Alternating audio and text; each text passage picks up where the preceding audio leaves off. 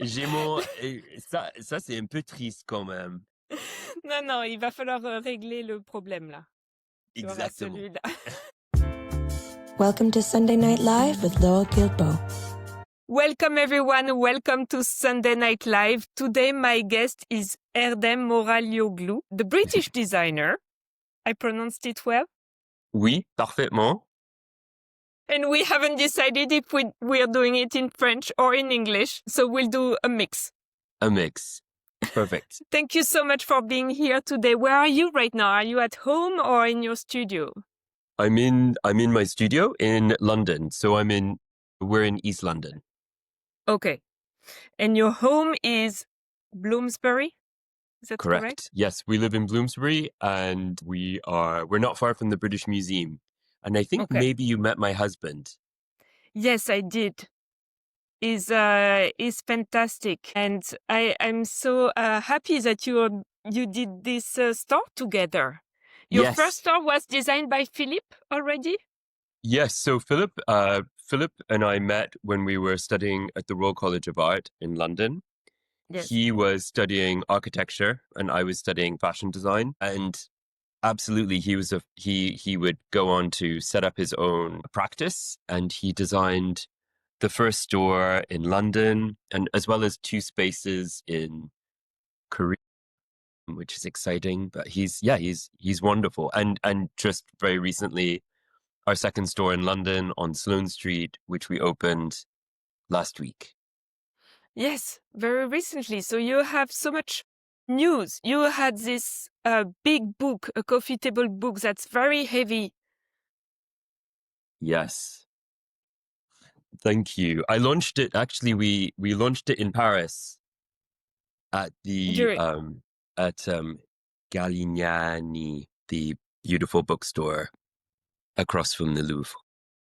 Yes. And I did, and we did an event, and I co-hosted with my dear friend who I love very much, Olivier Gabet, who I believe who's done Sunday Night Live as well. Yes, he did. I was very honored to have him on the show as well. And so the book is to coincide with the 20th anniversary of your brand, correct? Yes and no. In a way, it wasn't necessarily something that was done chronologically. It was maybe more of an idea of like a manifesto of ideas or my approach to design, people I've collaborated with. And, like, for example, Olivier Gabet wrote a wonderful essay on the idea of fashion as an object. There's a great essay by Nicholas Cullinan, the director of the British Museum. Andrew Bolton from the Met wrote an essay on the idea of camp as a concept. So it's interesting. There's lots of reading, actually, weirdly, in my book. Which I enjoyed a lot. You have this very interesting background, a Turkish father and a British mother, and you grew up in Canada. How was it? It was I grew up in Montreal, in the suburbs of Montreal. And so, of course, you grow up speaking both English and French. My parents had met in Geneva and had emigrated when my father was studying, my mum was working, and they decided to move to Canada in the 70s, where they got married. And then my sister and I were born in Montreal. I have a twin sister who lives also in London. There was a beautiful lake at the end of the street. It was like, I always kind of compare it to Virgin Suicides. It was this, this idyllic kind of upbringing, but very, very, very suburban. But Montreal as a city is a very interesting city. It's there's so many things happening there, and it was a great place to grow up, actually, a very creative place. And your mother, even though she was British, she learned French when she was a student or when she was a young professional. So she spoke French. Did she speak French to you? So at home, we always spoke English, but she spoke French fluently, and my father spoke French, I think, better than he spoke English. So it was funny, like Montreal is also very interesting. When we were at school, we had to do French immersion. So you would, 80% of the curriculum was French. And one year, maybe you had maths in French. And then the next year it would be in English. It was all very, you got very confused.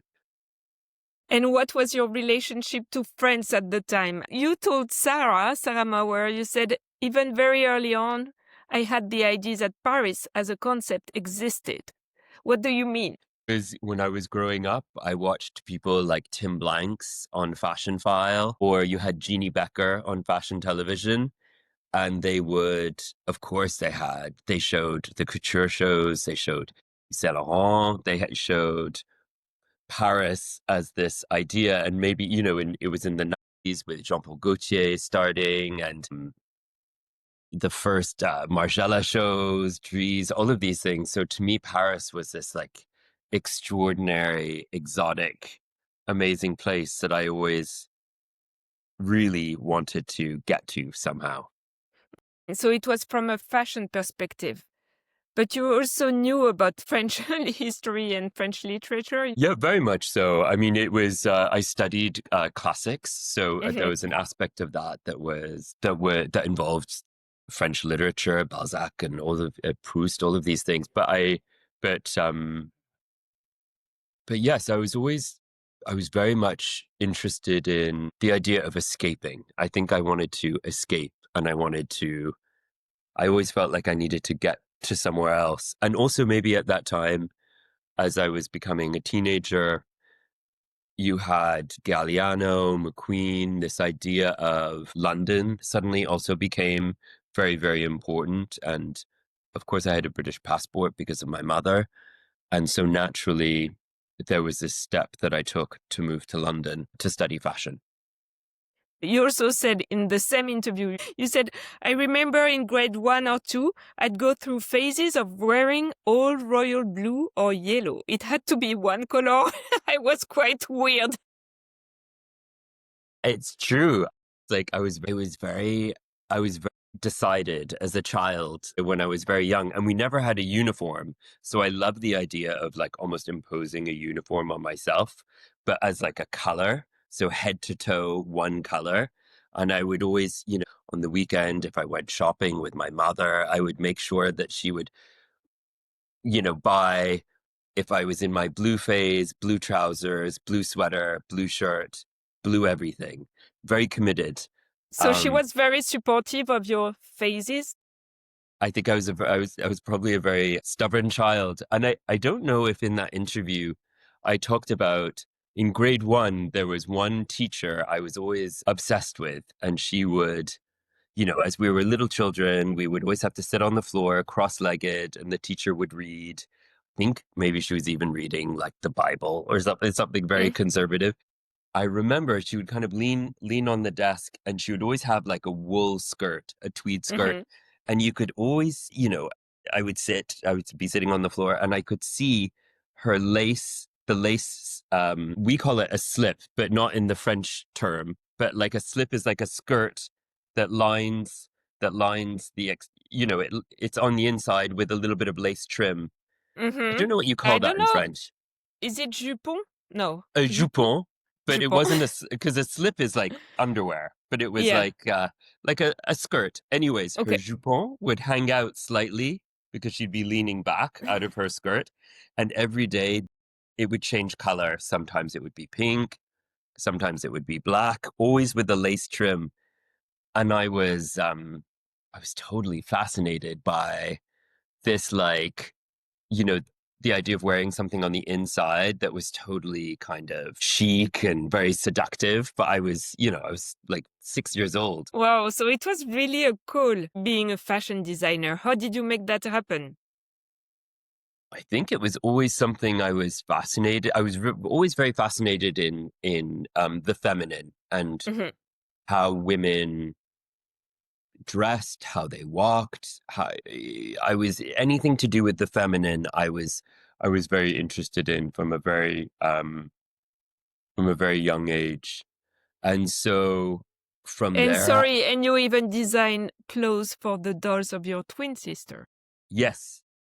So because I had a twin sister, I was very lucky. I had a very open access to Barbie And so Barbie was my first client and I love this sentence.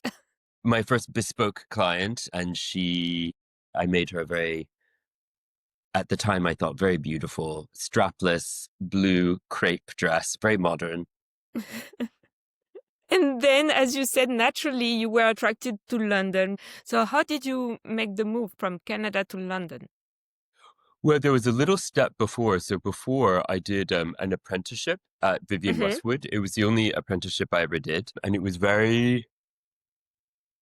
amazing. And it was there that I met lots of other students from the UK that everyone was discussing if they had an interview with either St. Martin's or the Royal College. So I understood kind of quite early on that maybe I would have to do a master's in order to really do it. I was going to a very small college in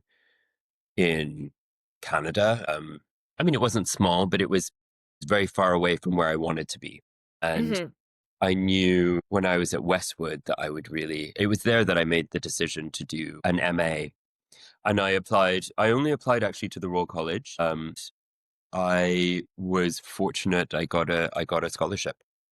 And it was fantastic years for you, right? You really It enjoyed was, those years. it was great. It was 2 years of, exploring and figuring out who I was as a creative. We had amazing people come through the college to teach or give lectures. You would go to a lecture with Wolfgang Tillmans about photography, or Alba Albaz did an amazing project with us in our second year. And it was at his peak at Lanvin, and it was amazing. You had even Hussein Chalayan, but giving a lecture in the architecture department. So I went from being, dreaming of those things to being exposed directly to them. So it was a really interesting time. And you were working at the same time at the I was library. working in the cafe in In the cafe. college, making tea and coffee. And I also worked, which you can see behind, Yes. I worked in the library, which I have a love of books. So I was also working in the library, filing books, working in the cafe, and doing everything I could to stay at college. And after you graduated, what happened? Did you know you wanted to create your own brand right away? I had like a kind of a strange period of job interviews and things just not happening. And I always dreamed of doing my own thing eventually. I always thought maybe I would go to Paris. I think the dream was always to go to Paris. But I applied to a competition that was Mm-hmm. happening in London at the time, which if you won it, it gave you a studio space for 2 years, a PR agency, an accountant, and I was for some money to start. And so I entered it. I'd already met Philip, my other half, and I applied, and I was very lucky to win it. And then I designed my first collection at London Fashion Week, and that Mm-hmm. collection I sold to Barney's in New York and in LA, in Beverly Hills. And Mm. that's really kind of it all suddenly happened quite quickly, from Barney's, then to Colette with Sarah. All of, Oh, it she was, was one of the first to buy your collection? she was very supportive from the very beginning. And I remember the first time I was sold to Colette, I was in the window during Fashion Week, which was always such a, there were always these moments as a designer that were so kind of important. Like at the time you had style.com, who was on the front page of style.com the next day, who was in the window of Colette, if you were in Barney's, if you were in Bergdorf's, all of these things were, you know, And they kind of were meant, all happening at the same time, almost? Or it yes, was, yeah. in a way, yes. It was a kind of a really, it was a really everything kind of happened, and there was so much happening at that time. And there was also, at the time in London, this kind of energy of new designers. So when I started, I was with Roxanda and Richard Nicol and Jonathan Saunders, and then eventually Christopher Kane, and then eventually Simone Rocha, Jonathan Anderson. In a very short period of time, it was a very interesting, exciting period in London. Yeah.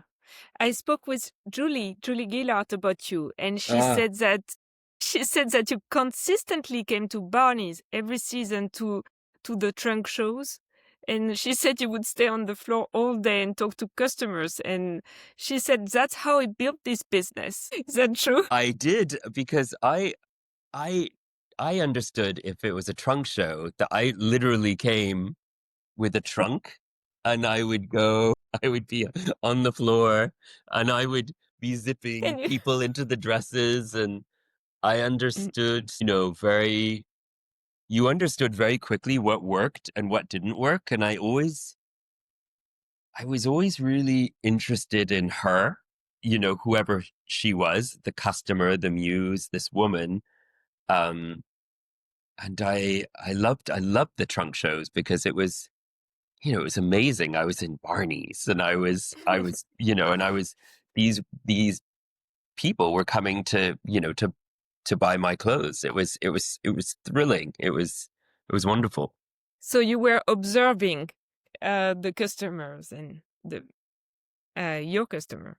Absolutely. And also spending time with the team at Barney's and explaining what was special, like why something was special or how it was made. And, everything was made in London at Mhm. that time. And it was because I was also I was following the production of everything as well. Julie also said that she admires you because you've always cared about women and making them feel good. And it was not about being trendy. You've never cared that much about trends. Well, she I've said always, it much better. yes, I mean, that's, that is true. I think in a way, I've always loved the idea of creating something that felt very permanent. I Mhm. like, I find it very exciting if I see someone wearing something that I've made from 10 years ago, 15 years ago, last season or current season, or I find it's interesting. I think when something's really beautifully resolved, you go back to it. I think that's why I've always been such a great admirer of, in a way, maybe creatives that sidestep this idea of what's current. Someone like Christian Lacroix, for example, who's in the book. I have such great Mhm. admiration and love for. I think he's so. I mean, to me, he's amazing. And I think his work. And I'm not comparing myself to him, because he's a master, but I think his work is like transcends time. I think Saint Laurent transcends time as well. So it's interesting. How did you manage, and why do you feel so strongly about being independent as a designer? You know, in a way, it's the very simple answer would be it's the only thing I've ever been. So one doesn't know anything else. I've never not been independent. So, and I think that there's a power to that. I've never felt like I'm limited in what I can and cannot do. I think it's interesting. I think maybe the first time I really felt independent was during COVID. I felt like suddenly I really acutely, because everything kind of stopped, and it was a very Mhm. strange time of just everything stopped. Then you suddenly realize, you are truly independent, and because you're so reliant on your partnerships with wholesale, Mhm. it's you definitely feel it. So I also feel like what's very interesting in this next chapter is being able to create spaces and a world where your customer can come to you directly. I find very interesting. And you're at the beginning of this journey with 2 stores in London and 2 stores Yes. in Korea, and Yes. you have more plans, more openings in the pipeline. I hope so, yes. Paris? That would be fantastic. One day, We'd love that. with the greatest, I mean, that would be a dream. Wonderful. At the moment, we're working we have a wonderful collaboration with Dover Street in Paris that's going to be Okay. beginning, which is very exciting. That's the newest Nice. partnership in Paris, which I'm very excited about. Nice. And speaking of Paris, you also have this show that you worked on. You worked on the costumes. It's there are a few dates left in Paris. I really want to see. Yes, it was. It was wonderful because it was a modern ballet that Christopher Wheeldon created at the Royal Opera House in London in 2018. And it came back in 2023. Now it's at the Paris, the Opéra Bastille, the Bastille location. And it was a dream. I was in the Opera Garnier working with the costume makers, and the team at the Opera House were amazing. All of the amazing makers who did everything with so much love, and we were able to remake the costumes and make them even better. Okay. And of course, to work with the company at the Opera was like, I mean, it's an amazing company, and it was very, very, it was so exciting to have the work shown in Paris. And the last performance is on my birthday, November 10th. Yes, actually, I tried to buy tickets, but it's sold out. So I set up an alert in case they do have cancellations, because everything is sold out. Maybe we can talk to Lucien. Yes, that would be amazing. I love Lucien. We love Lucien. This is where we met. Yes, exactly. And also recently, I also was very fortunate to show a piece in the Louvre Couture exhibit that was curated by Olivier Gabet, which was also a total dream to have the work in the Louvre as well as honestly, it's a dream come true. But Olivier is amazing, and it was just to be part of that epic show was wonderful. And you're also part of the Marie Antoinette exhibition at the V&A. And so you have this dress, Aurelio. Is it Aurelio?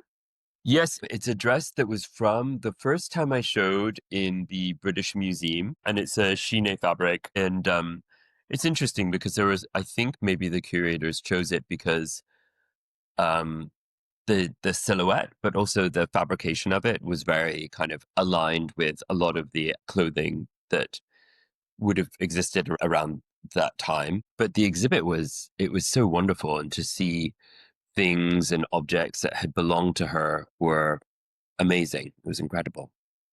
Yes. Do you think that's because everyone said the exhibition is already having an impact on London Fashion Week? Well, the exhibition opened right before London Fashion Week, right? So Yes. it cannot be as timely as at this, but still, Yes.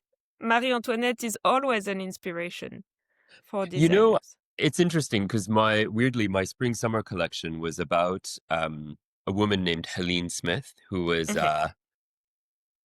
she would, in a way, she was an artist, but she was also this kind of strange clairvoyant that would have visions. And some of her work is focused on her. She was very obsessed. She was obsessed with Marie Antoinette as well as extraterrestrials.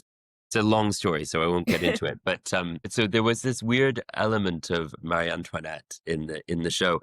But I think maybe the idea of revolution, of change, of something that's established becoming undone is, in a way, very, very interesting, kind of very topical. It feels like there's so much change happening in the world. I can kind of understand why maybe that period of time feels resonates. exactly. Particularly now. Absolutely. You have a collection of busts. Can you tell us about that? And also, I watched this video of the Vogue Object of Affection. I loved it. Yes. So can you tell us about the busts? The busts. I mean, the busts is, I think when I start, like, the busts, I've always been fascinated by busts and the idea that they're a kind of a very a three-dimensional portrait of someone. And I find that very interesting. And so I started many years ago. And then it became a kind of, I'm quite, maybe obsessive sounds unhealthy, but I'm quite obsessive in the way that I collect things. So I suddenly, before I knew it, I had quite a large collection of busts. And Philip, my husband, was always quite disturbed when a new bust came home, but we have to make room for them. Do you have a ban now? Is he You know, strict about it? it's good. What's nice about having a store is you have more space for the Oh, busts to yes. live. So there's So when options. I see. Do you work with Philip in other ways than the stores? Do you present him the collections before? Do you? I'm sure you have a very creative relationship. We do, I mean, Philip, our house was something that was, it was very much, I mean, that was Philip's complete doing. And because architecturally the house was built, it's late Georgian. So it was a very old house and it was in very bad condition. It was like 1820. And so that was very much a labor of love for Philip because it's also Georgian architecture is something that he so loves. But Philip used to also work on the show layout, like the show Mm-hmm. design of my earlier catwalk shows. But of course, Philip's seen everything. He's seen every single collection since I was a student. He's seen everything. So we're working on an exciting project together, actually, which will be in at the end of 2026, which is interesting. Can we know more? Can you say a little bit more? It's an interesting exhibition, maybe, but also involving an amazing curator who we might have discussed, but who that's it. I see. Wow, I'm very excited about this. I Yes, have to but be patient because it's end of 2026. Yeah. exactly. 2026 is a big year because it's the 20-year anniversaries. The official 20-year anniversary is the next show in February. So will you have other big moments? I mean, you'll have the shows, but it feels that 2025 was already a big year for you. Yes, But 2026 as well? I think so. And I think also the book, because we released the book at the end of 2025, we'll still continue kind of celebrating that and into 26. But yes, there's lots of plans that will be interesting in 2026 as well. Okay, you have lots of books behind you. What are you reading at the moment? I just finished an amazing book called Nova Scotia House Okay. by my friend Charlie Porter, which is a great book.